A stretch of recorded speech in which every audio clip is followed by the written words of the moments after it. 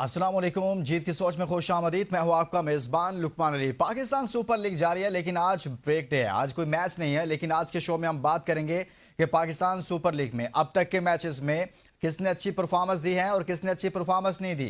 कौन सा कैप्टन है जिसने बतौर कैप्टन अच्छी परफॉर्मेंस दी और कौन सा प्लेयर है जो इस वक्त सबसे अच्छी परफॉर्मेंस दे रहा है। कौन सा बॉलर है जो अभी तक के मैचेस को देखते हुए अभी तक के मैचेस में अभी तक के टूर्नामेंट में सबसे अच्छा परफॉर्म कर रहा है। और साथ ही साथ हम बात करेंगे कि अब तक के पीएसएल के मैचेस को देखते हुए वो कौन से ऐसे प्लेयर्स हैं जिनको देखकर लगता है कि आने वाले वक्त में पाकिस्तान का मुस्तकबिल हो सकते हैं, और वो कौन से ऐसे प्लेयर्स हैं जिनसे बहुत सारी तवक्कुआत थी लेकिन वो इस टूर्नामेंट में अच्छा परफॉर्म नहीं कर पाए। लेकिन साथ ही साथ हम बात करेंगे कि पाकिस्तान सुपर लीग के इस मरहले में अब तक कौन सी टीमें हैं जो टूर्नामेंट से आउट हो चुकी हैं। खास तौर पर बात करेंगे रावलपिंडीज की टीम की, टूर्नामेंट से आउट हो चुकी है। साथ ही साथ हम दीगर टीमों की भी बात करेंगे कि आने वाले दिनों में कौन सी टीमें मजीद ऐसी हैं जो टूर्नामेंट से आउट होने के इम्कानात हैं जिनके, उस हवाले से भी बात करेंगे। और सबसे पहले मैं अपने पैनल का आपसे तारुफ करवाऊंगा। मेरे साथ मौजूद हैं वीडियो लिंक पर हमारे साथ मौजूद हैं अहमद कुरैशी, और साथ में मौजूद हैं स्टूडियो में वसी शाह साहब। वसी साहब, बहुत बहुत शुक्रिया आपका। लेकिन मैं आगाज़ में चाहता हूँ सबसे पहले पॉइंट्स टेबल अगर हमारे पास है तो वो दिखाएं ज़रा, क्योंकि पॉइंट्स टेबल को देखकर हम इस बात की तरफ आगे बढ़े कि आखिर अब तक का टूर्नामेंट किस टीम के लिए फ़ायदेमंद साबित हुआ और किस टीम के लिए ज़्यादा फ़ायदेमंद साबित नहीं हुआ। अभी पॉइंट्स टेबल पर देखें, पेशावर ज़ल्मी जो है वो इस वक्त टॉप पर है, 15 पॉइंट्स हैं उसके, और मुल्तान सुल्तान दूसरे नंबर पर है। लेकिन निचले नंबर पर सबसे आखिर में रावलपिंडी है जो इस टूर्नामेंट से आउट हो गई है, और ये पहली टीम है इस टूर्नामेंट से आउट होने वाली पीएसएल 11 में। 7वें नंबर पर कराची है, 7 मैचेस में 6 पॉइंट्स हैं उसके। लाहौर 6ठे नंबर पर है 6 पॉइंट्स के साथ, 7 मैचेस उसके। हैदराबाद इस वक्त 5वें नंबर पर है, 7 मैचेस में 6 पॉइंट्स हैं उसके। कोटा चौथे पर है, इस्लामाबाद तीसरे नंबर पर है। वसी शाह साहब, अब तक के मैचेस को देखते हुए पाकिस्तान सुपर लीग में रावलपिंडी आउट हो गई है, लेकिन क्या आप समझते हैं कि रावलपिंडी के बाद कौन सी ऐसी टीम और नजर आ रही है जिससे आपको लगता है कि ये भी आने वाले दिनों में इसके भी टूर्नामेंट से आउट होने के इम्कानात हैं? बहुत शुक्रिया लुकमान भाई, आपने मदद किया। देखिए, टूर्नामेंट बहुत ज़्यादा कंजेस्टेड लग रहा है। जिस तरह अभी आपने बात की कि चौथी पोजीशन पर जो टीम मौजूद है और जो 7वें नंबर पर टीम मौजूद है उन सब के 6-6 पॉइंट्स हैं, और वहाँ पर सिर्फ नेट रन रेट का फ़र्क है।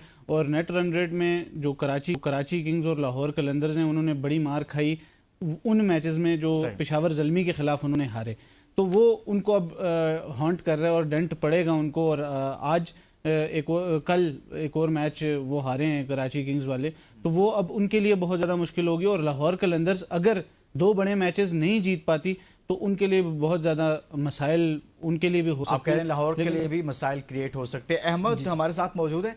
अहमद, आप क्या समझ, बल्कि अहमद से रब्ता करने की कोशिश करते हैं। अच्छा वसी, अभी आप बात कर रहे थे कि लाहौर के लिए भी मुश्किलात हो सकती हैं, तो कौन आपको मजीद लगता है, बल्कि मैं यूं कर लेता हूं इस सवाल को कि जब टूर्नामेंट शुरू हुआ था, स्क्वाड सब टीमों के फाइनल हुए थे, टीमें फाइनल हुई, कैप्टन फाइनल हुए, इन सारी टीमों को देखकर और आज के दिन तक जो परफॉर्मेंसेज हैं पॉइंट्स टेबल को देखकर आपको लग रहा है कि यार फलां टीम हमें बड़ी स्ट्रॉन्ग नजर आ रही थी, वो बड़ी मजबूत थी, लेकिन अब पॉइंट्स टेबल पर उसका नक्शा बदल गया है, बड़ी मायूसी हुई इसको देखकर? कोई ऐसी टीमें हैं?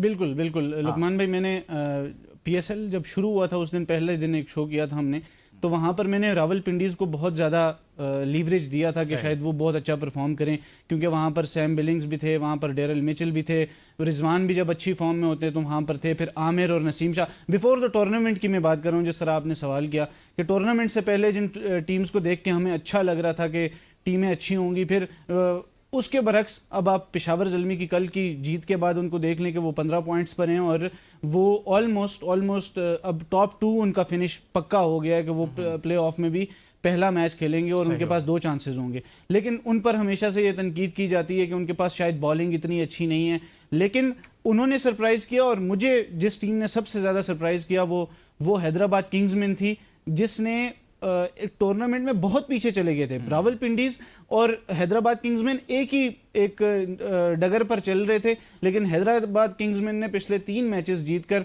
वो अब इस पोजीशन में आ गए कि वो लाहौर कलंदर्स और कराची से भी ऊपर आ गए। तो चले अब हम कुछ आगे बढ़ते हैं और दिखाएं जी इस टूर्नामेंट में अब तक सबसे ज्यादा रन्स कौन कर रहा है। टॉप 5 जो हमारे पास है नाम, वो जरा शो करें, दिखाते हैं अपने नाज़रीन को। पेशावर ज़ल्मी के प्लेयर हैं कुशाल मेंडिस, सबसे ज़्यादा अभी तक उन्होंने रन्स किए 7 मैचेस में, 413 रन्स किए, 1 सेंचुरी स्कोर कर रखी है, 3 उनकी जानिब से 50 भी हैं। और साथ में दूसरे नंबर पर पेशावर ज़ल्मी के ही बाबर आजम उनके कैप्टन भी हैं, और 7 मैचेस में बाबर आजम ने 401 रन्स कर रखे हैं, और साथ में वो दूसरे नंबर पर भी हैं, 1 सेंचुरी स्कोर किया जो कल की थी उन्होंने, और साथ में 2 बार उन्होंने 50 भी किया है इस टूर्नामेंट में।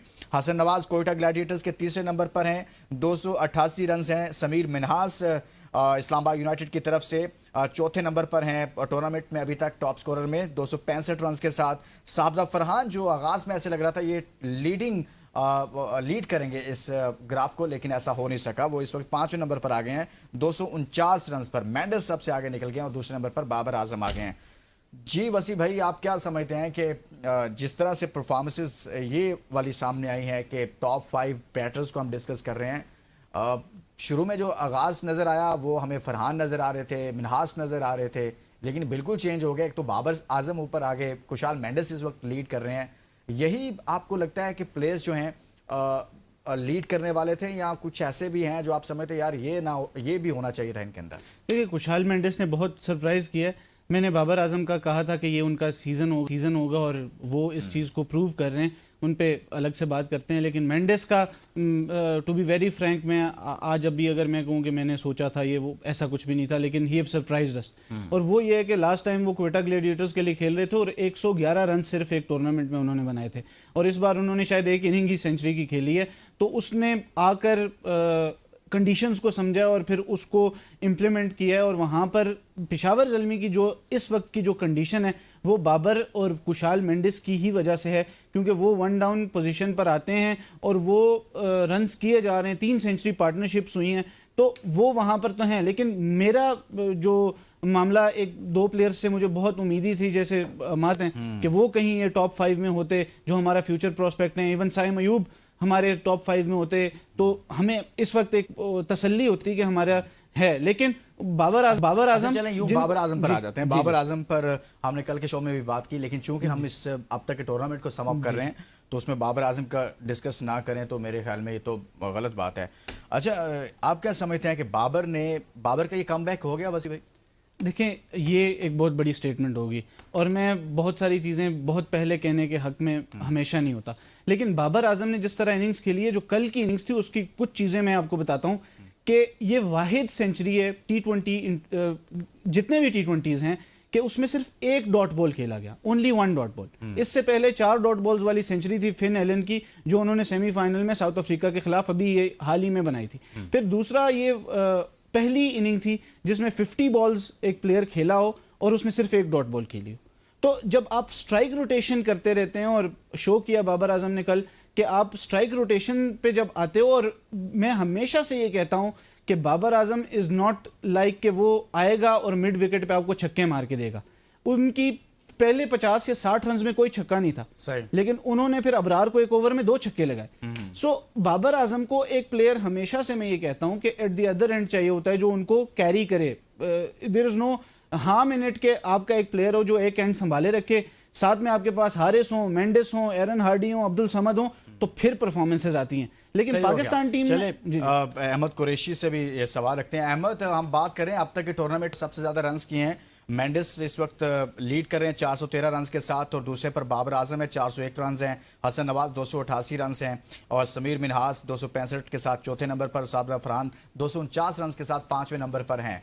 सर, क्या कहेंगे इन परफॉर्मेंसेस के हवाले से? कौन से ऐसे प्लेयर्स हैं जो आपको लगता है, खासतौर पर बाबर आजम पर हम काफ़ी बात कर रहे हैं, कि जिनको देखकर, ये परफॉर्मेंसेस देखकर लग रहा है कि यार ये तो PSL जो है इन प्लेयर्स के लिए तो हुआ ही हुआ है, पाकिस्तान क्रिकेट को भी इससे फ़ायदा होगा?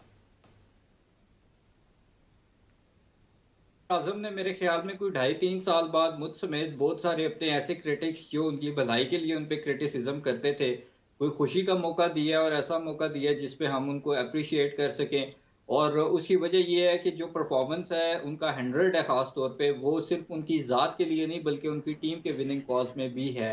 सो इस 100 से पहले भी अगर आप देखें तो 70 करना या कभी 40 कभी 50 एक अच्छे टच में, एक अच्छे रिदम में नजर आ रहे हैं। और अगर Babar Azam at the end of the PSL top run scorer होंगे, तो ना सिर्फ उनकी ज़ात के लिए इसका फ़ायदा है, बल्कि मेरे ख्याल में पाकिस्तान क्रिकेट टीम के लिए भी लॉन्ग टर्म में फ़ायदा हो सकता है। क्योंकि बाबर आजम के हवाले से बात ये की जा रही थी कि उनको अब टी20 से खुद ब खुद रिटायरमेंट लेने दी चाहिए, अगर वो नहीं लेते तो उनको बाहर कर देना चाहिए। तो जब इस तरह की परफॉर्मेंसेज आएंगी, खासतौर पे स्ट्राइक रेट अगर आप उनका कल देखें 190 प्लस का, तो फिर मेरे ख्याल में ये डिबेट क्लोज हो जाएगी, अगर कंसिस्टेंटली ऐसी परफॉर्मेंसेज आती रहीं कि बाबर आजम को टीम का हिस्सा होना चाहिए या नहीं। दूसरा, कैप्टेंसी अगर आप उनकी देखें, वो भी बेहतरीन रही है, खासतौर पे जिस तरह से उन्होंने अपने फास्ट बॉलर स्पिनर्स को यूज किया। क्योंकि कैप्टेंसी का मैंने कल भी ये बात की थी कि आपकी बॉलिंग के वक्त ही पता चलता है कि आपकी कैप्टेंसी कैसी है, क्योंकि बैटिंग के दौरान तो दो बैट्समैन होते हैं और वो बैटिंग कर रहे होते हैं। सो आई थिंक ये फाइनली अल्लाह अल्लाह करके बाबर आजम को कैप्टेंसी भी आ गई। अभी तक Kusal Mendis top run scorer हैं, और मेरे ख्याल में पिशावर जल्मी के लिए ये बड़ी अच्छी बात है कि पीएसएल के जो टॉप दो रन स्कोरर्स हैं वो पिशावर जल्मी से हैं। सो ना सिर्फ टॉप रन स्कोरर होना, बल्कि इसके साथ साथ मेरे ख्याल में जिस तरह से बाबर अपने बॉलर्स को यूज कर रहा है, अहमद कुरैशी साहब, कहीं ये ना हो कि बाबर आजम से परफॉर्म करवाने के लिए कुशाल मेंडिस को पाकिस्तान लाना पड़े कि भाई आप पाकिस्तान की तरफ से खेला करें। देखिए, मैं इस चीज से एग्री नहीं करता। मेरे ख्याल में कुशाल मेंडिस की वजह से बाबर आजम की परफॉर्मेंस इतनी जबरदस्त नहीं है। बाबर आजम की परफॉर्मेंस पिशावर जल्मी की इस टीम मैनेजमेंट की वजह से जबरदस्त है। उसकी वजह ये है कि माइक हैसन ने तो बाबर आजम का जो बेड़ा गर्क किया, और उससे पहले आने वालों ने जो बाबर आजम को का बेड़ा गर्क किया, उसको वो बनाने के चक्कर में जो वो नहीं है, उसको हार्ड हिटर बनाने की कोशिश की, उससे उसकी टेक्निक खराब हुई। वो खेलता था, रन स्कोर करता था, वो भी नहीं कर पाता था और फेल होता रहा बार बार। सो साइकोलॉजिकली भी वो डाउनफॉल का शिकार था। तो मेरे ख्याल में ये जो मैनेजमेंट है पिशावर जल्मी की, इसने कहीं ना कहीं ये साबित किया है और समझाया बाबर आजम को कि आप वो नहीं है जो आपको बनाने की कोशिश की जा रही थी, और आप काइंडली वो ना बने जो आप नहीं है। सो हार्ड हिटिंग वाली साइड पे बाबर आजम का माइंडसेट लेके आना, एक नॉर्मल रूटीन की तरफ या नॉर्मल उनकी गेम की तरफ, गेम के लिए वो जाने जाते हैं। तो मैं ये समझता हूं कि बाबर आजम को भी क्रेडिट जाता है कि वो इस तरह से परफॉर्म कर रहे हैं, लेकिन मेजर क्रेडिट जाता है पिशावर जल्मी की इस मैनेजमेंट। आप पिशावर जल्मी की मैनेजमेंट को क्रेडिट देना चाह रहे हैं, ये ना हो कि एक सेंचुरी और कर दें या थोड़ा स्कोर कर दें, उनके अब्बा जी आ जाएं और वो इंस्टाग्राम पे स्टोरी कर दें असल कोच तो मैं हूं भाई, मैंने सिखाया है। वो भी आपको पता है पीछे नहीं रहते, वो भी देखिए, अगर तो उनके अब्बा जी स्टोरी लगाएंगे आके, तो फिर मेरे ख्याल में कामरान अकमल, उमर अकमल की भी ट्वीट आ जाएगी कि ये हमारा भी कजन है। तो ये फिर आपको पता है रिश्तेदारियां। चलें ठीक हो गया। आप कुछ बॉलर्स की बात कर, अच्छा वजी कुछ कहना मैं बाबर आजम, ये एक खबर है मेरे पास जो मैं यहाँ पे बता रहा हूँ कि बाबर आजम ने अपने जो बचपन के कोच हैं पीएसएल से पहले कुछ 7 से 8 दिन उनको ढूंढते रहे हैं, उनको ढूंढते नहीं रहे, उनके साथ उन्होंने प्रैक्टिस की है, एंड ये बिहाड़ी में रहते हो, ये सपोर्टेड हिम अ लॉट। तो इसमें थोड़ा सा क्रेडिट उनको भी जाता है। चलें जी, वो आखिरकार 3-4 साल से तो वो मिल नहीं रहे थे, वो पता नहीं कहाँ गायब थे, या बाबर साहब उनको लिफ्ट नहीं करवा रही हैं, वो बाबर आजम साहब को नहीं मिल रहे थे। वो बचपन के कोच जहाँ भी है ना सर, हम आपको सलाम पेश करते हैं, आप आखिरकार मिल ही गए हैं। आप बॉलर्स की बात कर लें, दिखाएं जी स्टैट्स, बॉलर्स में कौन अच्छा परफॉर्म कर रहा है। बॉलर्स में सुफियान मुकीम लीड कर रहे हैं, पिशावर जल्मी, हर तरफ पिशावर जल्मी हो रही है भाई, पिशावर जल्मी किसी को नहीं छोड़ने वाला है इस टूर्नामेंट में। बैटर्स 2 उनके टॉप कर रहे हैं, यहाँ बॉलर्स में देखें 2 बॉलर्स उनके टॉप 5 में शामिल है। एक तो लीड कर रहा है सुफियान मुकीम 7 मैचेस में 17 विकेट्स, हो बहुत ज़्यादा फ़र्क है। दूसरे नंबर पर शाहीन शाह अफरीदी लाहौर कलंदर्स के कैप्टन, 7 मैचेस में 13 विकेट्स, 17 और 13 में अच्छा खासा फ़र्क है। हसन अली कराची किंग्स के 6 मैचेस 11 विकेट्स। इफ्तिखार अहमद पिशावर जल्मी से और 6 मैचेस में 10 विकेट्स के साथ वो मौजूद हैं, यानी कि उन्होंने मोहम्मद आमिर को भी पीछे छोड़ा हुआ है।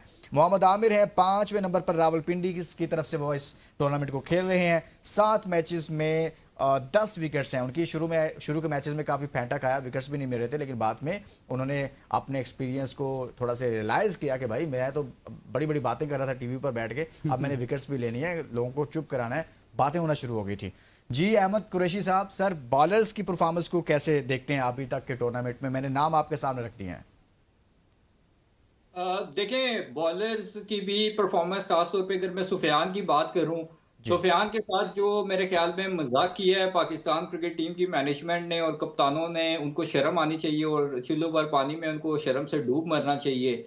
कि टॉप परफॉर्मर होने के बावजूद, कंसिस्टेंटली परफॉर्म करने के बावजूद इन्होंने सुफियान मुकीम को टीम से निकाला, कभी शाहीन के टूर पे भेज दिया, कभी इमर्जिंग एशिया कप में भेज दिया, प्रेसिडेंट कप वगैरह में भेज दिया। इन सब टूर्नामेंट्स में अगर आप देखें तो वो टॉप विकेट टेकर रहा है। तो अभी मेरे ख्याल में ये उसने विकेट्स नहीं ली, इतने ज्यादा तमाचे मारे हैं उन तमाम लोगों पे जिन्होंने उसके साथ ज्यादती की और उसको बाहर करने की कोशिश की।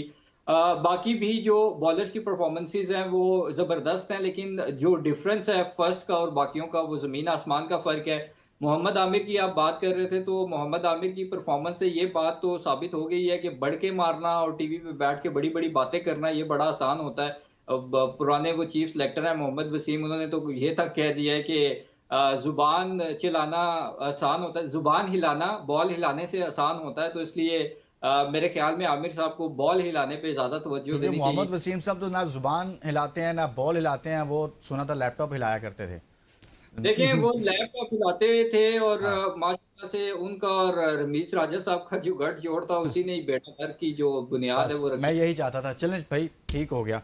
वसी शाह साहब, यहाँ पर भी कोई अपनी शायरी करे ना, क्या हो गया सर? सुफियान मुकीम इतना अच्छा परफॉर्म कर रहे हैं, इनको सेलेक्ट ही नहीं करते, कर लेते हैं तो मैच नहीं देते, एक मैच दे दें परफॉर्म कर देते हैं, अगले मैच उसको मैच नहीं देते। ये लड़का अब 17 विकेट्स ले लिए हैं इसने, इसका क्या कसूर है सर? अब कोई जवाज़ है कि अभी भी इस पर कोई नज़रसानी ना की जाए? सर कसूर ये है कि वो फुल टॉस नहीं करता। मैंने उस दिन भी आपसे ये बात की थी और मैं आज भी ये बात करूंगा कि जो लेग स्पिनर वो किससे सीख वो सकता है? वो शादाब खान, शादाब भाई से सीख सकता है। हाँ शादाब खान है, उस्मान हैं उनसे आप सीख सकते हैं, वो उस्मान कादिर, हाँ। उनसे आप सीख सकते हैं, वो भी अच्छी फुल टॉस कराते, लेग स्पिन कराते हैं वहाँ पर। उन उसका कसूर ये जी भूल जी गया अहमद है। साहब, अहमद साहब, एक एक नाम भूल गया, हारिस रऊफ। हारिस रऊफ सर, नहीं, हारिस वो रऊफ। चले लेग स्पिनर नहीं है लेकिन सीख उनसे भी सकते हैं। देखें जोक्स अपार्ट, सुफियान मुकीम, अहमद भाई ने कहा कि भाई वो कह रहे हैं कि बगैर परफॉर्मेंस दिए आप टीम में कैसे रह सकते हैं ना, ये बड़ा सीखने वाली चीज है। जी, परफॉर्मेंस भी ना हो लेकिन आप टीम में और हो, एक और लेकिन चीज़ आपने ये उस दिन वाकई में कही एक थी, बड़ी चीज़ है ना। आपने आज नहीं कही कि किसी से रिश्ता अगर जोड़ा जाए तो भी आप टीम में रह सकते हैं, पाकिस्तान टीम में। तो ये 3-4 चीज़ें हैं जो सुफियान मुकीम को पहले करनी है। विकटें तो बाद की बात है, विकटें तो लेता ही रहता है बंदा। लेकिन जोक्स अपार्ट अगर हम बात करें, चलें सुफियान तो एक टॉप परफॉर्मर है, लेकिन हम अगर पाकिस्तान क्रिकेट को गोइंग फॉरवर्ड अगर PSL से क्या मिल रहा है तो वो उसकी अगर बात करें तो बासित जो पेशावर ज़ल्मी के हैं उन्होंने इम्प्रेस किया है, बहुत अच्छी बॉलिंग वो कर रहे हैं। हुनैन कम बैक किया उन्होंने यार पहले। मुझे आप लोगों से इख्तलाफ है यार। शाहीन आफरीदी जो, बल्कि शाहीन शाह आफरीदी पूरा नाम ले रहा हूँ मैं उनका, वो 7 मैचेस में सर 13 विकेट्स ले रहे हैं, आप दोनों उस पर बात नहीं कर रहे यार। सर शाहीन से उनकी आपको टीम क्या इस वक्त मसला है, छठे मुझे नंबर ये पर बताएं है। आप। उनकी टीम छठे नंबर पर है। छठे नंबर मैं पर। अभी इसको थोड़ा सा एक्सप्लेन करूंगा। Not that I am comparing Babar with Shaheen, लेकिन बाबर आजम अगर सीजन में 400 रन भी करते हैं ना तो हम इन दी एंड क्या कहते हैं कि पेशावर ज़ल्मी ट्रॉफी नहीं जीती। तो अगर शाहीन आफरीदी की टीम नहीं जीत रही और उनकी टीम की जो सिलेक्शन है वहां से लेके उनको खिलाने तक कुछ भी सही नजर नहीं आ रहा। बैटिंग ऑर्डर तो देखें, शाहीन भाई ऊपर आ ऐसे ही जाते हैं, सिकंदर रजा नीचे बैटिंग करते हैं। यही चीज है, वो वन ऑफ फ्लूका होता है, लेकिन आप प्रॉपर बैटर के साथ चलते हो। लेकिन पोजीशंस पाकिस्तान में चेंज होती रहती हैं। आपको पता ही है कि बाबर को अगर 4 नंबर पर खिलाते रहे हम लोग तो फिर हमने ज्यादती अपने साथ की है, उसके साथ कुछ भी नहीं किया।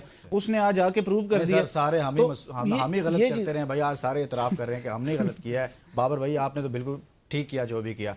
अहमद कुरैशी साहब मुझे बताएं, शाहीन अफरीदी का क्या कसूर है यार? आप लोग नाम ही नहीं ले रहे, आप मुझे कभी इधर घुमा कर ले जाते हैं, कभी इधर ले जाते हैं। वो दूसरे नंबर पर है सर इस टूर्नामेंट में, 7 मैचेस में उसके 13 विकेट्स हैं, लेकिन आप लोग बात करना पसंद नहीं कर रहे सर। वो अलग बात है कि सर उसमें टेल एंडर्स कितने हैं वो भी आप अपनी टीम को कहीं निकलवा देंगे। टेल एंडर्स कितने? लेकिन सर विकेट्स शायद तो विकेट्स हैं ना। वो आप डिग्री तो डिग्री होती है, इम्पैक्ट की फिर ये हो सकता है। ये ठीक, चलें फिर अहमद भाई को करें बात। अच्छा, शाहीन शाह अफरीदी की जो इंडिविजुअल परफॉर्मेंस पे आप इतना राग अलाप रहे हैं और डिंडोरा पीट रहे हैं ना, सर ये मैं तो पीट रहा हूँ पूरी ताकत से। परफॉर्मेंसेस को ही जब से हमने इंपॉर्टेंस देनी शुरू की है पिछले 2, 2.5, 3 सालों में, जी। तभी से हमारी टीम का बेड़ा गर्क हुआ है कि टीम हमारी कुछ नहीं जीती। फलाने की कवर ड्राइव बहुत जबरदस्त है, फलां छोटी मोटी टीम्स के अगेंस्ट रन ज्यादा कर देता है, आईसीसी अवार्ड जीत जाते हैं। देखिए इंडिविजुअल परफॉर्मेंसेस का हमने चार्ट डालना है। अगर कोई फ्रेंचाइज या आपकी नेशनल टीम ही कुछ नहीं जीत रही और वो हारी जा रही है, शाहीन शाह अफरीदी इन विकेटों का क्या करेंगे अगर लाहौर कलंदर कल बाहर हो जाती है PSL से? तो बाबर आजम को अगर सारे अप्रिशिएट कर रहे हैं या कुशाल मेंडिस की बात कर रहे हैं तो इस वजह से कि उनकी इंडिविजुअल परफॉर्मेंसेस तो हैं, लेकिन कहीं ना कहीं उन इंडिविजुअल परफॉर्मेंसेस की वजह से उनकी टीम जीत रही है और अनबीटन जा रही है। तो मेरे ख्याल में जो अल्टीमेट गोल होता है आपका वो होता है टूर्नामेंट जीतना, और जब आप टूर्नामेंट तब जीतते हैं जब आपकी टीम जीतती है। इंडिविजुअल परफॉर्मेंसेस तो आपकी यहाँ 7 मैचेस में मैं कहता हूँ 13 के बजाय 23 विकेटें भी हों, और अगर लाहौर कलंदर की ओवरऑल परफॉर्मेंस का ये हाल है तो उसका आपने चार्ट नहीं डालना। सही। बाकी मेरे ख्याल में शाहीन शाह अफरीदी हों, शादाब खान हो, इनको थोड़ा सा रियलाइज करने की ये जरूरत है कि ये बॉलर है और इनका जो मेन रोल है वो बॉलिंग है। अब आप तीसमार खान और तुर्रम खान बन के बल्ला उठा के आ रहे हैं, सिकंदर रजा से भी पहले, उसामा मीर जिसने अच्छी खासी आपसे बेहतर बैटिंग कर ली उससे भी पहले आ रहे हैं। तो आपको ये बैठ के समझना पड़ेगा कि आप कोई बहुत बड़े यहाँ जो है ना वो प्लेयर ऐसे नहीं है जो टीम को क्राइसिस से बैटिंग के साथ निकाल सकें, आप बॉलिंग से जरूर कुछ ना कुछ कर सकते हैं। सो ये जो शाहीन अफरीदी शायद अफरीदी बनने की कोशिश करते हैं, ये ना करें। शायद अफरीदी और शाहीन अफरीदी में जमीन आसमान का फर्क है। दूसरी चीज ये है कि शाहीन अफरीदी को थोड़ा सा मेरे ख्याल में अपने एटीट्यूड के अंदर भी हम्बलनेस लाने की जरूरत है, थोड़ा सा उनको पोलाइट होने की जरूरत है। वो मुंह उठा के ना देखते हैं रमीज राजा है, ना देखते हैं जैनब अब्बास है, ना देखते हैं कोई जर्नलिस्ट है, जो मुंह में आता है वो जवाब दे देते हैं ऐसे जैसे सब उनके डैडी जान के यहाँ पे मुलाजिम है। तो थोड़ी सी तमीज भी सीख लें तो मेरे ख्याल में वो ज्यादा उनके हक में बेहतर हो जाएगा। भाई अगर शाहीन शाह साहब आप सुन रहे हैं ना तो आप थोड़ा सा सीख लें यार। अहमद भाई ने आपके बारे में कुछ कहा है। वसी शाह साहब एक हीरो है जिसके बारे में आप बात ही नहीं कर रहे। पहले मैंने बड़ी मुश्किल से आप लोगों को लेकर आया भाई शाहीन अफरीदी पर बात कर लो। अब एक और हीरो है वो है हारिस रऊफ। सर वो टॉप 5 में नहीं है, क्यों नहीं है आप बताएं क्यों नहीं है? सर मेरा एक दोस्त है वो कहा करता है कि आखिरी 2 या 3 ओवर्स में अगर 100 रन भी रहते हों हाँ। और हारिस रऊफ बॉलिंग कर रहा हो तो वो सही बन बात है। जाएंगे।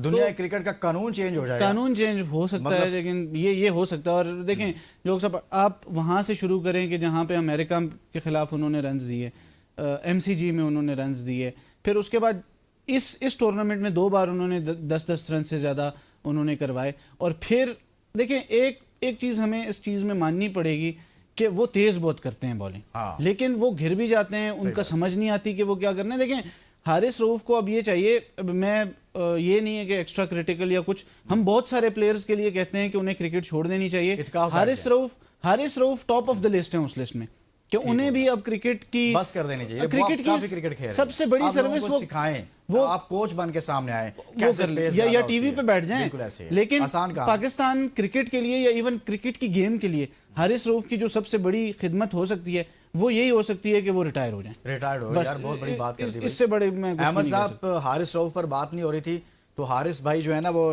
टॉप 5 में मौजूद नहीं है। तो भाई साहब तो वसी शाह साहब तो कह रहे हैं भाई रिटायरमेंट का ऐलान कर दें, यही उनके लिए बेहतर है। आए आकर तबसरे करें, तज्जिए करें, मैनेजमेंट में आए, मज़े करें। देखें पहली बात तो ये है कि हारिस रऊफ अगर टॉप 5 में नहीं है तो मेरे ख्याल में लास्ट 5 में जरूर होंगे। तो पिंडी की तरह वो भी पॉइंट्स टेबल को उल्टा कर ले तो वो भी नंबर 1 पे आ जाएंगे। बात सही है।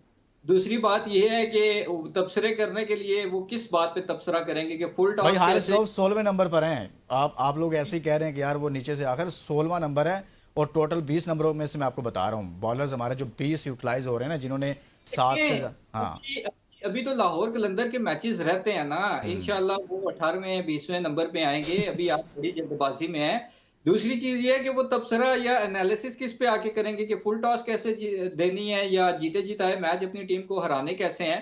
हारिस रऊफ के पास पेस है, लेकिन एक ऐसा बॉलर फास्ट बॉलर जिसके पास पेस तो है, उसकी लाइन लेंथ नहीं है और वो अकल से अगर बॉलिंग नहीं करता तो सर इनको अरशद नदीम के साथ भेज दिया करें ना, लंबी फेंकने के लिए। हाँ वहां पर जाकर अपनी पेस दिखा दें, हो सकता है हमें वहां पे कोई एक और मेडल ले आए। ये हो सकता। देखें अरशद नदीम के साथ अगर हमने इनको भेज दिया तो मेरे ख्याल में उससे बेहतर ये है कि अरशद नदीम को कहें कि इन्हीं को उठा के फेंक दें उसकी जैवलिन तो ये बेहतर हो जाएगा। बात ये है कि हारिस रऊफ हो या कोई भी फास्ट बॉलर हो जिसकी पेस तो है, लेकिन अगर वो दिमाग से बॉलिंग नहीं करता, लाइन लेंथ उसकी एक्यूरेट नहीं है, वो चलता फिरता बम है जो कभी भी अपनी टीम पे ही फट सकता है। और हारिस रऊफ ने माशाल्लाह कई दफा फट के साबित किया है कि वो बम नहीं एटॉमिक बम है। यूएस वाला मैच आप देख लें या और बहुत सारे ऐसे मैचेस हैं आप देख लें। तो हैरत ये होती है मुझे कि शादाब खान जो कि राइट आर्म लेग स्पिनर से right arm full toss bowler बन गए हैं, और इसी तरह हारिस रऊफ साहब हों, इन लोगों को कब अकल आनी है, इन लोगों को कब सेंस होनी है। अभी वो एक हमारे ब्लाइंड सहाफी हैं, उनको वो उनके ये याद करा रहे थे कि आप किस किस टीम से खेले हैं पोस्ट मैच प्रेस कॉन्फ्रेंस के बाद। तो वो बड़े खुश हो रहे थे और कह रहे थे मीडिया वालों को बताएं कि मेरी ये परफॉर्मेंसेज हैं, ये लोग भूल जाते हैं और ये वो। और भाईजान उन्होंने आपकी सही परफॉर्मेंस तो बात। बताई थी, वो तो ये बता रहे थे कि आप कब कब किस किस टीम के अगेंस्ट खेले हैं, हम्म। परफॉर्मेंसेज में भी इक्का दुक्का थी।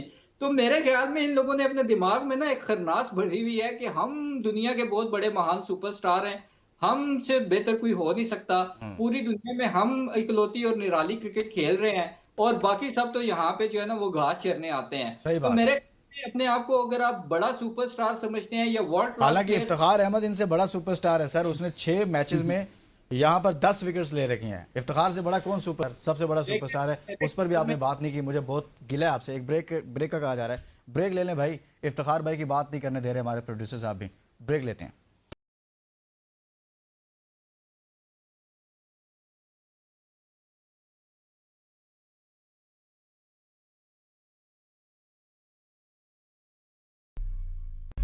Welcome back. प्रोग्राम के हिस्से में बात करेंगे कुछ कल के मैचेस के हवाले से। आज तो ब्रेक डे, आज कोई मैच नहीं था और हम सम अप कर रहे हैं कि अभी तक के टूर्नामेंट में कौन अच्छा परफॉर्म कर रहा है, कौन अच्छा नहीं परफॉर्म कर रहा।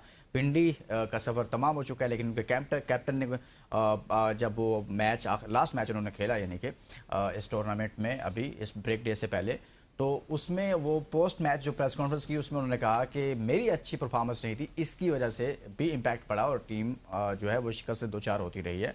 लेकिन मुसलसल आप इतने सारे मैचेस हार गए। और साथ में ये भी कहा कि पाकिस्तान टीम में क्रिकेट मेरा जुनून है, इसके अलावा तो मुझे कुछ आता नहीं, यही मैं करूँगा और पाकिस्तान टीम में आने के लिए मैं तो कोशिश करता रहूँगा। जी वसी शाह साहब, रिजवान साहब की इनफरादी परफॉर्मेंस वो तस्लीम करें कि भाई मेरी परफॉर्मेंस की वजह से मेरी टीम हार गई है। अब तो बात ही खत्म होगी। आपकी आपकी इजाज़त से मैं शाहजेब खान को, जो मेरे बहुत अच्छे दोस्त हैं, हमारे साथ क्रिकेट खेल चुके हैं, ठीक है, तो उनको मुबारकबाद दूंगा। उन्होंने पीएसएल का डेब्यू किया है, तो आपके प्लेटफॉर्म से उनको मुबारकबाद। दूसरी बात यह है कि मुझे बड़ा गट्सी आंसर लगा रिजवान का कि कोई भी इतने बड़े प्लेटफॉर्म पे आके इतनी बड़ी हार को तस्लीम नहीं करता, एक चीज़। दूसरी चीज़, उन्होंने ये भी एक बात कही कि उनके अंदर जो हंगर है वो ऑब्वियसली वो कितना है और वो कैसा है वो विद द टाइम बीइंग आपको नज़र आ जाएगा। क्रिकेट ऐसी चीज़ है जो जब आप खेल रहे होते हैं तो आपको लोग देख रहे होते हैं और आप पकड़े जाते हो एक दो इनिंग्स में ही। तो रिजवान अगर ये बात करते हैं कि मेरी वजह से टीम हारी है, ये इसके लिए उनको एटलीस्ट क्रेडिट देना चाहिए, नहीं तो कोई भी ये चीज़ नहीं कहता। इंक्लूडिंग शाहीन अफरीदी को आप देख लें, वो हमेशा उनका ये बात होता है अभी तो टूर्नामेंट रहता है। वो शायद जिस दिन आउट भी हो जाएंगे तो कहेंगे अभी तो अगला टूर्नामेंट आना है। तो ये एक चीज़ उनकी अच्छी लगी। और दूसरी चीज़ ये अच्छी जो मुझे लगी कि उन्होंने ऑन द मीडिया आकर जब उनसे ये बात की गई तो टीम मैनेजर ने ये कहा कि इस चीज़ को छोड़ दें, आप सिर्फ पीएसएल रिलेटेड सवाल करें। लेकिन उन्होंने कहा नहीं, I am here to answer questions of journalist. और यही चीज़ और सबको भी सीखनी चाहिए कि अगर आपकी परफॉर्मेंस बुरी है तो ये दुनिया का आखिरी दिन नहीं है कि आपकी परफॉर्मेंस बुरी है तो आपको। अब बाबर आजम को देखें ना, वो भी तो कम बैक कर गया ना सर। और उसने भी कभी भी 2 सालों में या जो टाइम गुजरा उसने कभी भी कुछ भी नहीं कहा। वो यही कहता रहा है कि मैं जो भी करना चाहता हूँ वो ग्राउंड के अंदर बैट से करना चाहता हूँ, और उसने अब किया है तो हम सब उसकी तारीफ कर रहे हैं। जिस तरह अहमद भाई ने कहा, मैंने कहा कि हम दोनों शायद उसके सबसे ज्यादा क्रिटिक्स थे, हमने उसकी बहुत तनकीद की, लेकिन जब आज वो परफॉर्म कर रहा है तो हमें सबसे ज्यादा खुशी भी हमें ही हो रही। सही हो गया, ठीक हो गया जी। अब बढ़ते हैं कल के मैच की तरफ। और कल 2 मैचेस हैं, एक तो लाहौर कलंदर वर्सेस कोयटा ग्लैडिएटर्स है, विंडीज़ वर्सेस मुल्तान सुल्तान्स है। पिंडीज़ का सफ़र तमाम हो चुका है। हेड टू हेड दिखाएं लाहौर कलंदर वर्सेस कोयटा ग्लैडिएटर्स के, तो उस पर बात करते हैं। लाहौर ने यहाँ पर मैचेस जीत रखे हैं 11 और 9 मैचेस सिर्फ जीते हैं यहाँ पर कोयटा ने, यानी कि उनका पलड़ा भारी है भाई। जी अहमद कुरैशी साहब, कल कैसा मैच होने जा रहा है लाहौर वर्सेस कोयटा? मुझे ये लगता है कि कोयटा जो ज़ल्मी के अगेंस्ट बुरे तरह से फेल हुई है और जुल्म का शिकार होगी ना वो। बिल्कुल, जो ज़ल्मी ने कोयटा को रौंदा है उसका बदला कोयटा लाहौर से लेगी। और लाहौर मुझे लगता है कि मुझे मुश्किल है उसके लिए कोयटा के अगेंस्ट जीतना। एक छोटा सा मैं पॉइंट जरूर ऐड करूंगा, रिजवान के हवाले से बात जी हो सर, रही थी। करें, सवाब समझ कर करें। रिजवान की जो प्रेस कॉन्फ्रेंस थी वो बहुत मेच्योर प्रेस कॉन्फ्रेंस थी। उसमें उसने तमाम सवालों को बड़ी दिलेरी से फेस किया, उनके जवाबात लिए, बढ़ के नहीं मारी, बदतमीजी नहीं की, अपने आप को कोई बहुत ज्यादा शोखा और ओवर एफिशिएंट नहीं शो किया। और उसने ये बताया कि भाई मैं ऐसा नहीं हो सकता कि T20 से रिटायरमेंट ले लूं। एक तो हमें भी थोड़ा सा ना मेरे ख्याल में सवाल करते हुए थोड़ा ख्याल कर लेना चाहिए कि हम बिल्कुल ही जो है ना बिल्कुल वो सही बात है, अपने एंड से इतराफ़ करना चाहिए। समटाइम हमारे जो दोस्त अहबाब हैं, कभी-कभार एग्जैक्टली। सवाल जो है ना वो इतना आप एक बंदे के आप वैसे अगर टीवी पे बैठ के बात कर रहे हैं, कोई आपको सही। बहुत बुरी लगी उसकी परफॉर्मेंस, वो एनालिसिस एक सेपरेट चीज़ है, लेकिन आप एक बंदे को मुँह पे बैठ के इतने बड़े मतलब लोगों में बैठ के आप उसको नहीं, ये प्रेस कह कॉन्फ्रेंस का एक प्रोटोकॉल होता है ना, सही कह जी। रहे हैं अहमद भाई, एक हाँ, तरीका तो होता है। उसके बावजूद उसने बड़ा मैच्योरिटी से हैंडल किया, उन क्वेश्चंस को जवाबात दिए। मैं खुद पर्सनली ये समझता हूँ, मैं पहले भी ये बात कह चुका हूँ कि रिजवान ना तो इतना बुरा बैट्समैन है, ना इतना बुरा वो कैप्टन है जितना वो इस पीएसएल में बन जितना गया है। अहमद मेरी कुरैशी ने हमारी इस पीएसएल ट्रांसमिशन में उसे बना दिया है, इतना है नहीं था। नहीं, नहीं, पीएसएल हाँ, ट्रांसमिशन ने नहीं, उसकी अपनी परफॉर्मेंसेस ने। एक तो आप हर मुद्दा जो है ना वो हमारी तरफ फेंक देते हैं, खुद साइड पे हो जाते हैं। पीएसएल जी। ट्रांसमिशन ने उसको बुरा नहीं बनाया, उसकी अपनी परफॉर्मेंसेस ने उसको बुरा बनाया। अब देखिए बाबर आजम है ना, अगर उसके बारे में सवाल उठ रहे थे कि उसकी टी20 में जगह नहीं बनती या वो रिटायरमेंट ले ले, अब सबके मुंह बंद हो गए हैं। क्यों हुए? क्योंकि उसकी परफॉर्मेंसेस ऐसी आ गई। सही तो बात है। रिजवान भी मैं ये समझता हूँ कि जो रिमेनिंग मैचेस हैं, अगर इंडिविजुअल परफॉर्मेंसेस वाइज भी कुछ इंप्रूव करते हैं तो फिर मेरे ख्याल में ये debate up to some extent ठीक है। पिंडी की टीम वो सब अचीव नहीं कर सकी जो एक्सपेक्टेड था, लेकिन कहीं ना कहीं अगर इंडिविजुअल परफॉर्मेंसेस एक दो आ जाती हैं बाकी मैचेस में, तो कहीं ना कहीं एटलीस्ट ये जो डिबेट है वो काफी हद तक खत्म ना सही लेकिन कम हो जाएगी। कम हो जाएगी। बात ये है कि मुझे जो आपने सवाल पूछा है इस हवाले से तो सर मुझे अभी यही वो लगता है। बाकी है, अब ये तो बड़ा लंबा काम हो जाएगा सर। जी, अहमद भाई बता बोलें इस पे, लाहौर वर्सेस कोयटा। मैं यही कह रहा हूँ कि जो लाहौर वर्सेस कोयटा है उसमें मुझे ये लगता है कि कोयटा की टीम अपनी जो भड़कास है जल्मी के हाथों उसका बदला लाहौर सही से हो गया। लेगी। और लाहौर मेरे ख्याल में अगर चाहता है कि ये मैच जीते तो शाहीन शाह अफरीदी को जिस प्लेयर का जो रोल है उसको उसके एक्यूरेट रोल पे नंबर पे वो फुलफिल करने देना चाहिए। खुद रस्तू बन के बल्ला उठा के आगे नहीं आना चाहिए, क्योंकि खुद आगे आएंगे बॉल्स भी जाया होंगी, फिर विकेट भी दे के जाएंगे और बाद में फिर अपने आप को और दूसरों को कोसेंगे। बिल्कुल सही कहा यार वसी भाई, मुझे यकीन करें उस दिन बड़ी हैरानगी हुई जब वो सिकंदर रजा से पहले बैटिंग करने आ गए। मतलब वो सिकंदर रजा जिसने टूर्नामेंट जितवाया हुआ है, जो बैटिंग तेज बैटिंग के हवाले से इस वक्त जाना जाता है और बड़ा सॉलिड बैट्समैन है, उसे इनिंग को बिल्ड करना आता है, प्रॉपर बैट्समैन है। उसने जिम्बाब्वे की टीम को कहाँ से कहाँ लाकर खड़ा कर दिया अपनी इनफरादी परफॉर्मेंस की वजह से, अपनी सलाहियतों की वजह से। खैर वो एक अलग से डिबेट है। भाई कल का मैच है लाहौर कलंदर्स वर्सेस कोयटा ग्लैडिएटर्स, अब गलती की गुंजाइश नहीं है। और कौन सी ऐसी टीम है जिसके पास अब मार्जिन बहुत कम रह गया है? सर कोयटा के साथ पास ज़्यादा मार्जिन कम है, क्योंकि वो कल अपना 9वां मैच खेलेंगी और लाहौर कलंदर्स अपना 8वां मैच खेलेगा। सही। तो कोयटा के पास मार्जिन कम है। और फिर जो मैच वो हारे पेशावर जल्मी के खिलाफ कल, वो बहुत बुरा हार गए। वो 100+ रन से आप हारते हो तो आपका रन रेट बहुत डाउन हो जाता है। इस वक्त वो हैं अच्छी पोजीशन में, कल अगर वो मैच जीते हैं तो लाहौर के लिए बहुत प्रॉब्लम्स हो जाएंगी। और लाहौर के खिलाफ जीतने के लिए उनको सिर्फ एक चीज़ करनी है कि फ़खर जमान को आउट करना है। मिडिल ऑर्डर में इंशाल्लाह बिस्मिल्लाह और माशाल्लाह ही हैं, और कुछ भी नहीं है। और फिर अगर सोने पे सुहागा यही होगा कि अगर शाहीन अपनी पोजीशन ऊपर कर लें, तो शाहीन को ये याद रखना चाहिए। सिर्फ एक ही एग्जांपल दूंगा कि पिछला जो आप डिफेंडिंग चैंपियन लाहौर कलंदर से उन्होंने खुद को डिफेंडिंग चैंपियन का नाम दे दिया है। उसकी वजह सिर्फ और सिर्फ सिकंदर रजा का वो एक ओवर था जो आमिर को उन्होंने 17-18 रन बनाए थे पीएसएल के लास्ट ईयर फाइनल में। तो जिसका जो रोल है अहमद भाई ने बिल्कुल ठीक कहा कि अगर उस पे रहेंगे तो शायद जीत जाएं, नहीं तो अगर फखर ऊपर से आउट हो जाएं तो लाहौर कलंदर्स फिर बस सर मैं जितना कोशिश कर कंबोडिया ही रहा रह हूं जाती कि है। रावलपिंडी की अब बात कम करूं, उतना ही रावलपिंडी मेरे आगे आ रही है। ठीक, अभी रावलपिंडीज वर्सेस मुल्तान सुल्तान आ गया। अहमद कुरैशी साहब, सर मोहम्मद रिजवान साहब की आपने बहुत बात कर ली है। कोई चांस है कि इतने सारे मैचेस हारने के बाद पिंडी मुल्तान सुल्तान को हरा दे, जो टूर्नामेंट में इस वक्त पॉइंट्स टेबल पर दूसरे नंबर पर है, यानी कि मुल्तान? देखिए आसार कम नजर आते हैं, उसकी वजह यह है कि मुल्तान की बैटिंग एक पावर हाउस है। बिल्कुल और ऐसे ही है।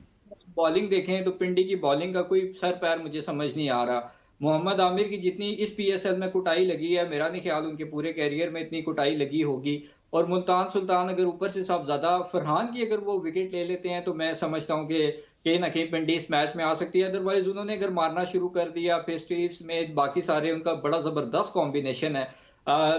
बॉलर्स तक उनके अच्छी खासी तगड़ी बैटिंग कर लेते हैं। अरफात मिन्हास हैं, मोहम्मद नवाज हैं। तो जो आपको एक डेप्थ नजर आती है ना एंड टू एंड बैटिंग में, वो भी है मुल्तान के पास। दूसरा सही। कंपैरेटिवली स्पिनर बेहतर हैं, उनकी ओवरऑल बॉलिंग बहुत बेहतर है। तो पिंडी की टीम का मुझे लग रहा पिंडी है के कि इम्कानात आपको कम नजर आ रहे हैं। आप कह रहे हैं कि भाई यहाँ पर मुल्तान सुल्तान जीतता हुआ नजर, आपको भी ऐसे लग रहा है वसीम शाह साहब? मैं सिर्फ एक चीज़ ऐड करूंगा जो हम सर एक ही कीजिएगा, बाकी मैसेज कर दीजिएगा, टाइम कम है। बहुत कम हम बात कर रहे हैं शान मसूद के परफॉर्मेंस पे। सही।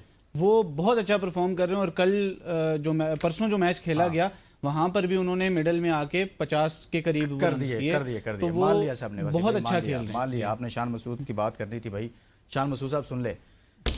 बहुत शुक्रिया वसीम शाह साहब, बहुत शुक्रिया अहमद कुरैशी साहब। और कल मैच है Lahore Qalandars versus Quetta gladiators, Rawalpindi versus Multan Sultan से। बहुत सारा ख्याल रखिए, अल्लाह हाफिज।